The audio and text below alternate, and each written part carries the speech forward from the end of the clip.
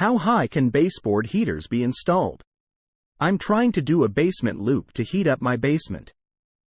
Can I install a hot water baseboard at approximately 12 from the floor? Question from user Omar at Stack Exchange. Answer: sure you can. Expect to have cold feet, since there's no reason for the cold air sitting on the floor to move if the baseboards are set a foot above it.